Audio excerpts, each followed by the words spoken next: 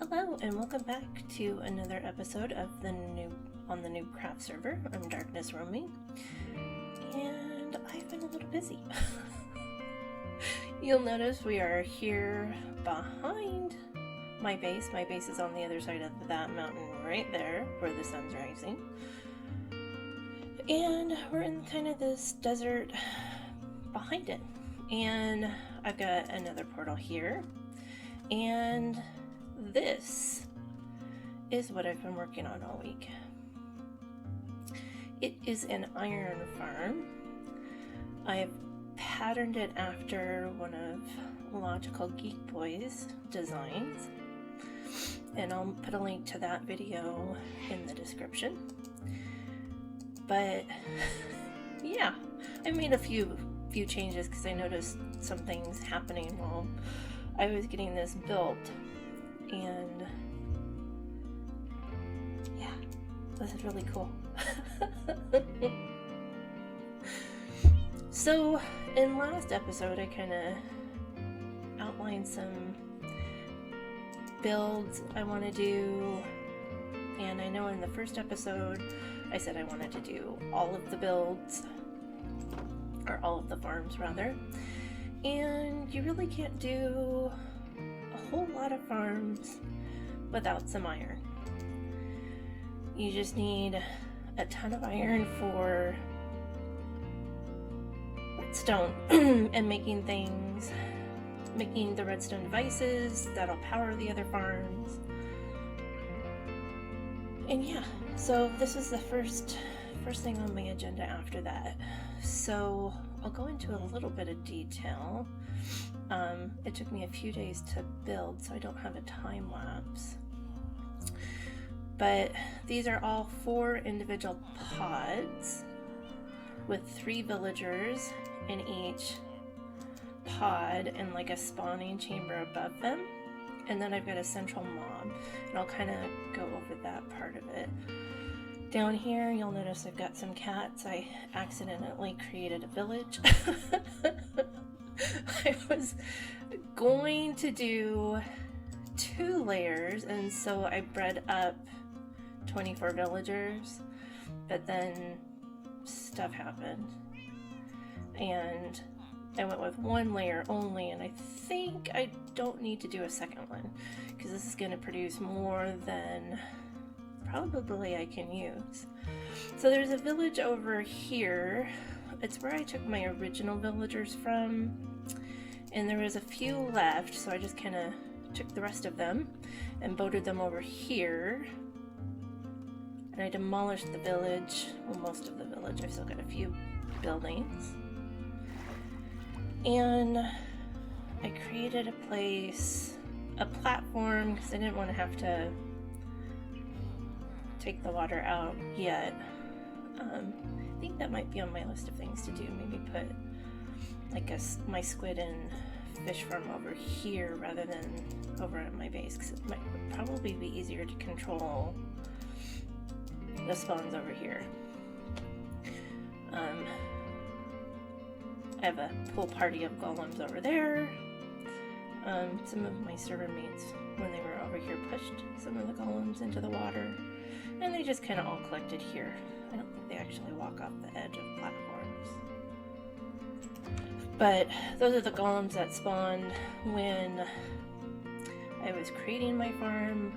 I've got a couple sea turtles here, just because I like turtles. Baby turtles are so cute. And I needed the turtle eggs for something else, which we'll go over.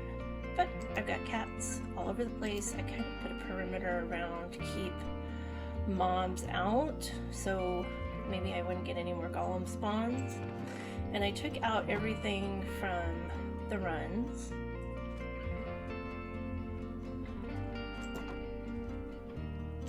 My testing, rather. And I've got boats in here to capture cats. I think I want to aim for 1 of every color, and there's 11.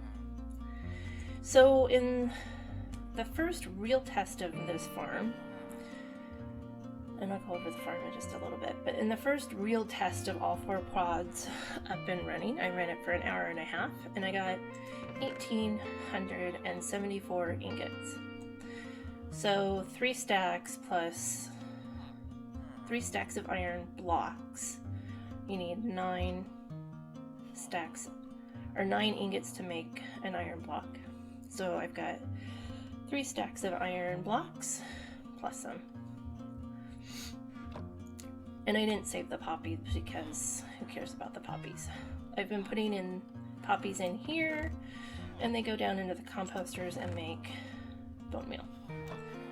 So I've got a supply of bone meal. And let's go ahead and head up to the farms here. Or to the platform. I didn't bring any blocks with me, but that's okay. So each of those square stone boxes there near the bottom are the kill chambers, and they are 17, at least, more like 20 blocks below, 20 to 24 blocks below the villagers. And in each of these pods, each of them are the same exact, just replicated 4 times. There's 3 villagers right under that glass block, and they each sleep in the 3 beds, and they have that glowstone is the only thing that's spawnable, or only thing that they can step on when they don't sleep. And then when they get scared by Rebob here, they'll spawn an iron golem. And I forgot blocks. Let me stop the recording real quick and I'll be back with some blocks. Okay, so I'm back with some blocks. So let's kind of turn this on.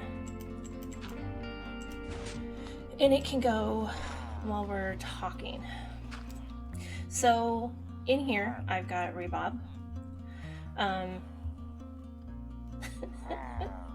This is my 4th pillager, and in the Logicalgeekboy it wasn't really a tutorial.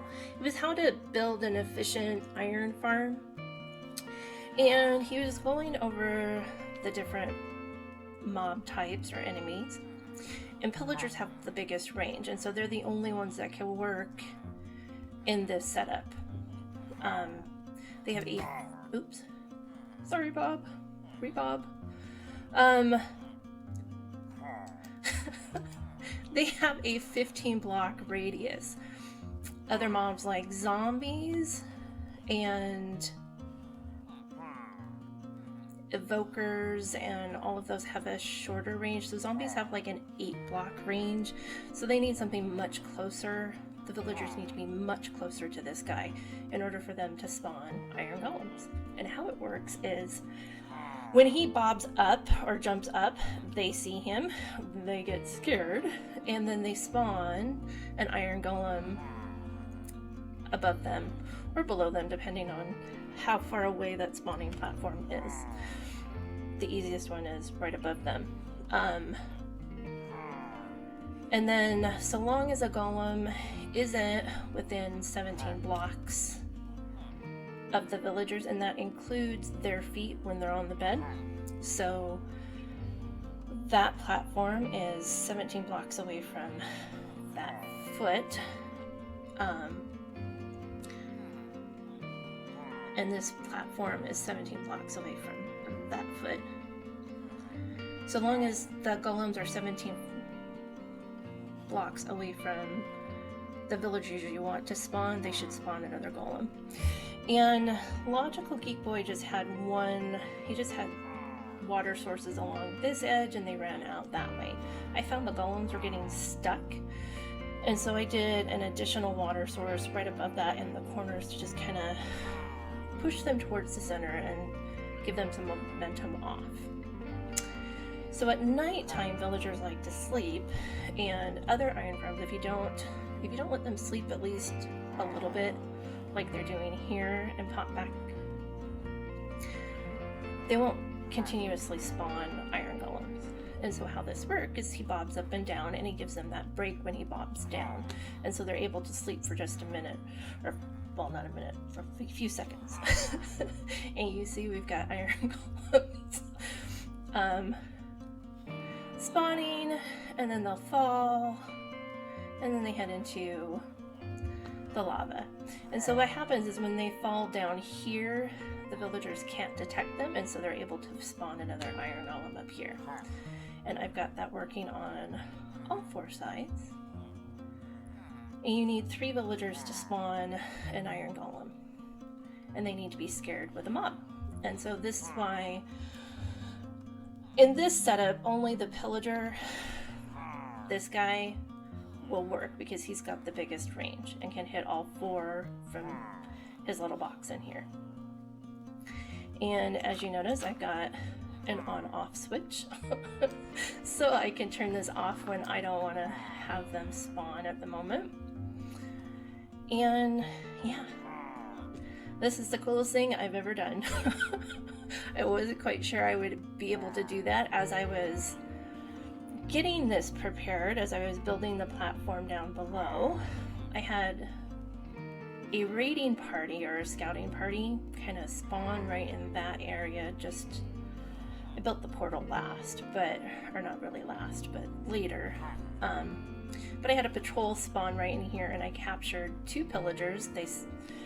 They come into the world with a crossbow, and so I was taking damage trying to get them to break the crossbow so that they wouldn't hit the villagers when they were in here accidentally.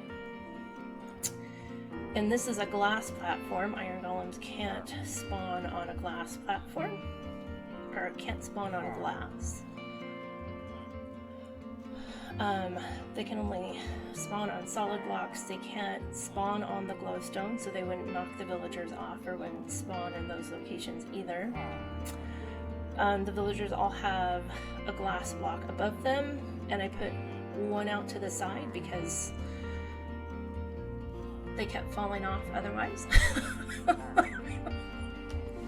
And you don't want them to stand on the beds for that same reason, and so if you put carpets above the bed, they won't stand on the bed, they'll only go back to that glowstone spot. And this guy's bobbing up and down because I've got water across 2 stone walls, and it kind of gives him some lift and some boost so he can jump.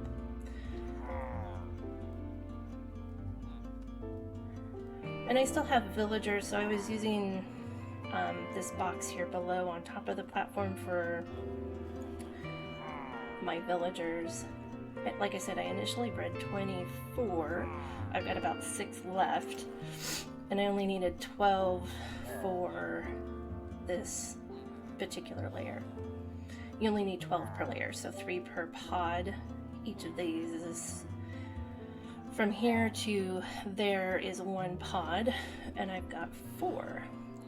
So 12 for this layer, and I killed about 6 getting this set up. Well, I did kill 6. But yeah, this is by far the coolest thing I've ever set up, and I'm awfully proud of myself. So the first patrol, I got 2 pillagers, and the iron golems that were wandering around my village killed one of the pillagers when I was trying to move them up into the farm. I had them in a boat. They both hopped into the same boat. And so when I was trying to separate them and move at least one up here, the other one got killed. And so I had the other one up here, and this first, I had dirt up here originally. I made that mistake, and apparently this is close enough that if you had dirt here, they'd spawn a golem, and he smashed my second pillager.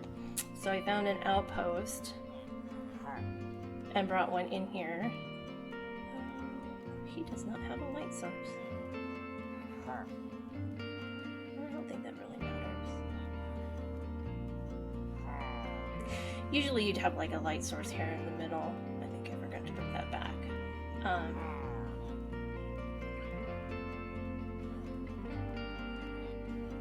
don't think it matters. You don't mind if you have company, do you, Bob? Anyway, I had a light source here and I forgot to take it out when I brought the third pillager up here and he suffocated. And then I learned my lesson, and Rebob is the survivor. So I learned a lot from that. So if I ever wanted to do a second layer, I now know how to do it. And if I did a second layer, it'd have to be 20 blocks above these guys. Just so that they don't detect those iron golems, but then I'd get some loss, because as those golems were falling down, these guys would detect it, and they wouldn't. It would take them longer to spawn their golem here. So I'm not entirely sure I want to build a second layer. Maybe in the next season, if we get enough players and we need a big enough iron farm. Or we need a server-wide iron farm. Maybe that will be my community project next season. But right now, this works. And I built a ladder. I'm not the greatest flyer, so landing on this platform seemed a bit hazardous.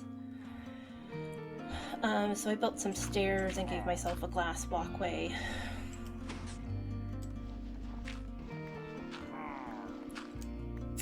But with the flick of that switch, the glass covers Rebob, and they can't see him. Strange how that works. I mean, it's glass, so it's transparent, and they know they can't spawn here, and yet they can't see this guy. It works. I'm not gonna take it for granted. So let's wander down and see what we got in that few short minutes.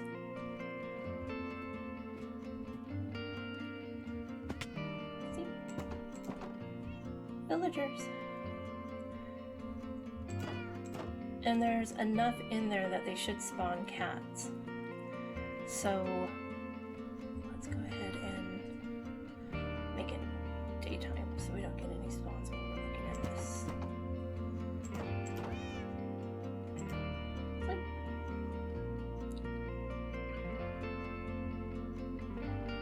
Alright.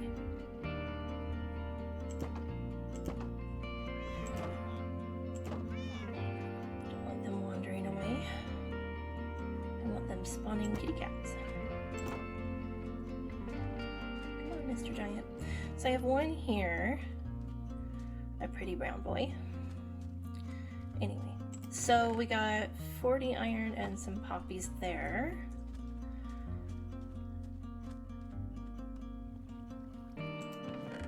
$57 and some poppies. Let's go ahead and take them out. We'll add them to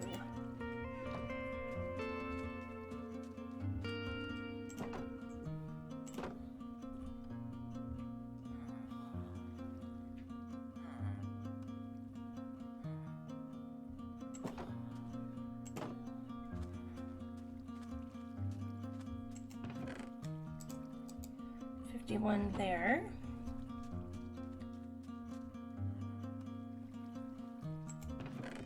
And a full stack there. So I think that the difference in amount has more to do with the randomness. Sometimes iron golems drop 3 iron, sometimes they drop 5 when they die. So I think it just has to do with the randomness of some got unlucky, some got really lucky. So we got 3 stacks of iron plus 20 in the little time it took for me to show you that. Not bad. And then, like I said, we got 1,874 in approximately an hour and a half. We had some server downtime partway through that, so that's sort of an approximate.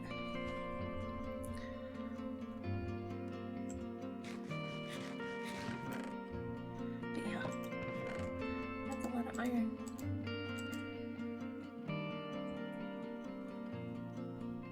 Too cool. And then I'm just gonna turn it off when I'm not using it. Oops. Go ahead and let those compost down into bone meal. It's a lot of iron. So down here I've got kind of a makeshift storage, and like I said, my turtles. I used this as kind of storage while I was building the stuff up above. And I had to cut out part of a mountain,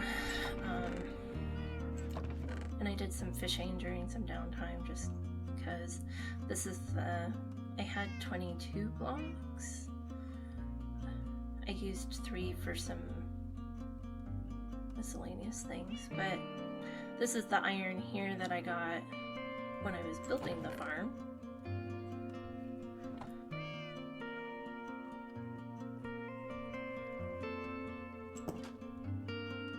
So this iron will help us with the other farms and getting our infrastructure into place. I don't anticipate maybe doing like an hour a couple times a week just to make sure we've got plenty of iron.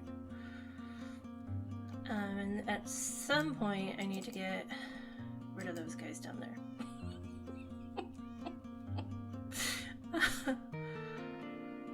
And those villagers in there will go over to the village I'm going to repopulate, which oddly enough is straight in that direction. And then I built this portal when I was transporting the last 2 pillagers. And we've had some busy stuff in the nether. So just to give you an idea of how close this is to my base. So every block you travel here is 8 blocks in the overworld. So this is the portal to my base, and that's a portal to my iron farm. Not that far. And then Bri has been working on another hub.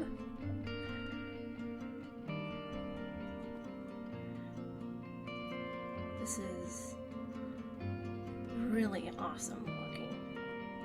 She's doing a really good job. And this is soul sand. I don't have soul speed yet. I know, shocking. So this is still a little slow when walking on.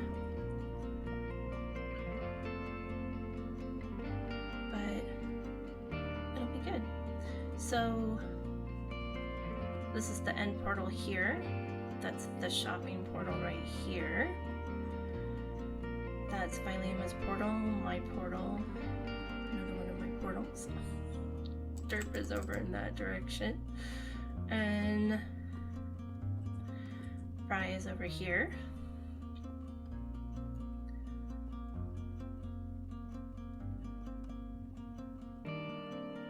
And Arker's portal is over this way. So Bri and Derp has a creeper farm, and so that's their portal for the creeper farm. And Arker built himself a dome. So before this was just pillars. Oh, look, we've got a strider. Hello, dude. Oops. Are you gonna come hit me now? No. Sorry. I know. I didn't mean to snap. To punch ya. Anyway, this is Arker's portal. It was spawning ghasts on the inside when Bri was working out here, and so he covered it in carpet. We still have a few ghasts spawning, but I don't think it's as bad as it was. And these dudes here are striders, when they can actually walk on lava. And when you notice when he got out of it, he turned blue. That's because they get cold when they're not in lava. You can actually ride those if you have a saddle, which I've got back at my base, and a fishing pole with a mushroom on the end, which I can make, but I haven't done it because I didn't realize we had one of these guys up here. Yep, there's Dirk's portal right there. A lot of work.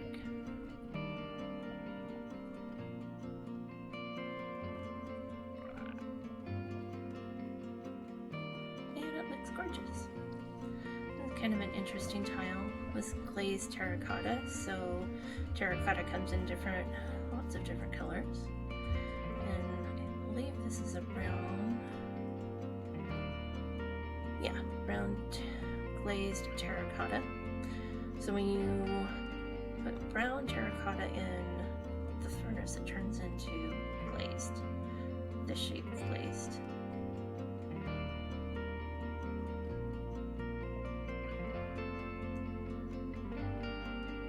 Looks like the pattern kind of broke here. Still cool. I like it a lot. And a lot of these are spawnable spaces, and these guys will spawn.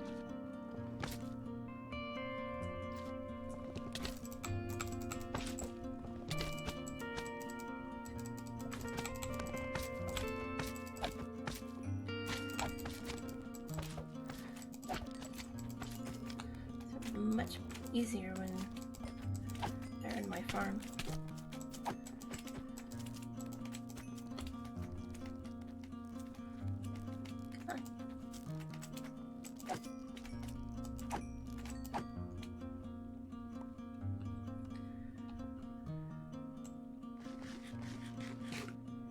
Speaking of magma farm, I did a thing. So here's our shopping district.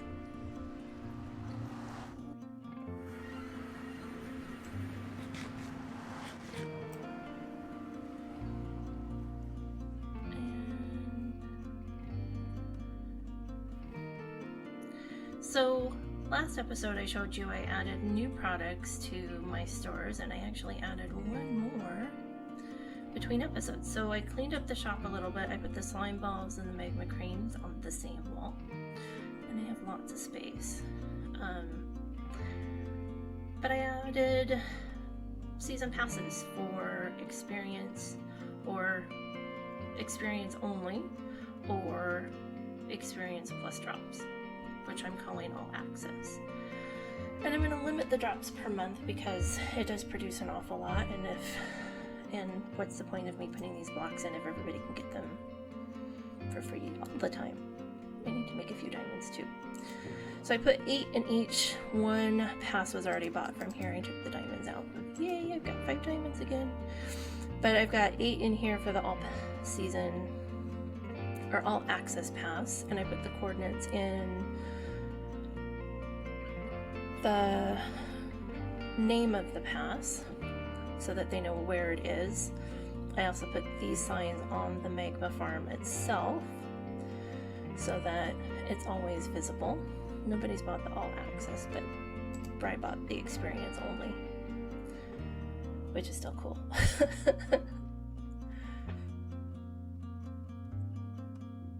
And yep, I'm a stalker. I haven't taken that down. I'll be taking that down today. But yeah, so that was the iron farm. That iron farm took all week, and I was gathering a few things.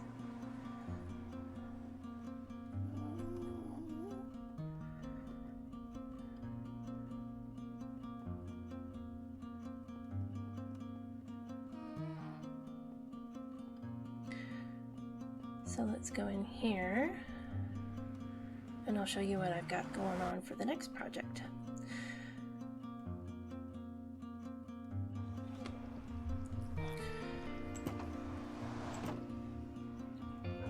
So the base is relatively the same. We've had a few server weirdness going on. I'm starting to consolidate stuff into working boxes. So like I've got a redstone box with some components here. Let's go ahead and sleep.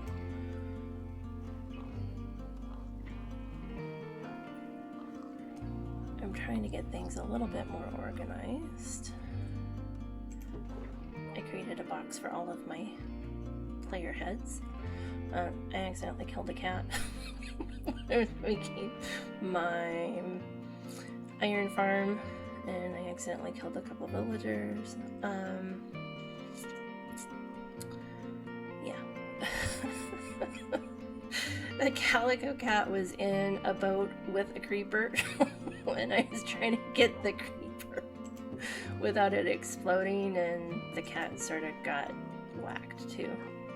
But I'm trying to organize up some of my boxes. I've got a couple project boxes in here because Gold Farm is next. It's good for piglin trading, so you can get some resources that way.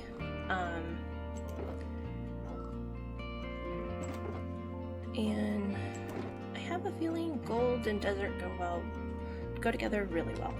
So I need to gather more magma cubes or magma blocks, because the farm I'm building is going to be massive. And this one's empty and I need to fill it, so let's put it in there.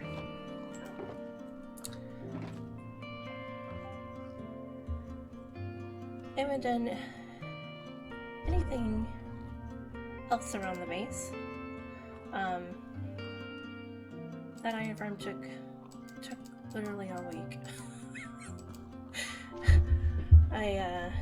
It was a lot of building, it was a lot of moving stuff around, had to wait for villagers to breed and grow up,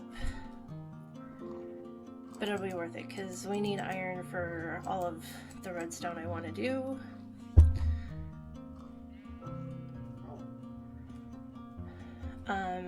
Like I've got plans for a witch farm, and I think at some point I want to do a mob farm, not because I necessarily need all of the drops. I think I can get most of them from the gold farm, but I want to try it and see. And then I want to try a pumpkin and melon farm. I've got a couple ideas for plans for those.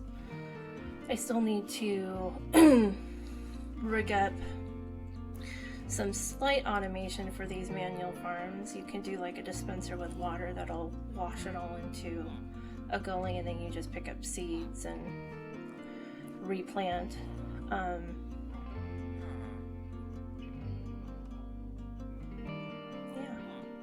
And the pumpkin and melon farms are definitely going to be automated, and I'm going to need observers and redstone, which is why I need to do the witch farm. And the witch farm should provide me with glowstone and redstone.